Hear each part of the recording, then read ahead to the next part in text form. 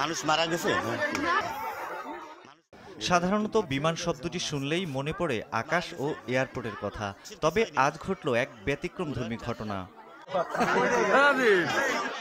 আকাশ থেকে সরাসরি বিলে নেমে গেল বিমান বাহিনীর প্রশিক্ষণ উড়োজাহাজ। বুধবার দুপুরে নড়াইলে সদর উপজেলার মাইসপাড়া ইউনিয়নের তারাশি মধ্যপাড়ার বিলে ধান খেতে বিমানটি অবতরণ করে। প্রশিক্ষণ বিমানটি দুপুর 1টা 34 মিনিটে যশোর বিমানবন্দর থেকে উড্ডয়ন করে। নড়াইল ফায়ার সার্ভিস ও সিভিল ডিফেন্সের স্টেশন অফিসার মোহাম্মদ মাসুদ রানা জানান, যান্ত্রিক ত্রুটির কারণে বিমানটি জরুরি অবতরণ করেছে।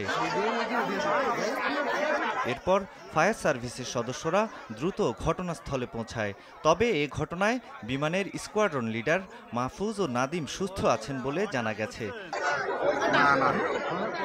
এদিকে অবতরণ করা বিমান দেখতে উৎসুক জনতা ভিড় করেছে। ঘটনাটি নড়াইলে ঘটলেও সারা দেশেই বেশ সাড়া ফেলে দিয়েছে ইতোমধ্যেই।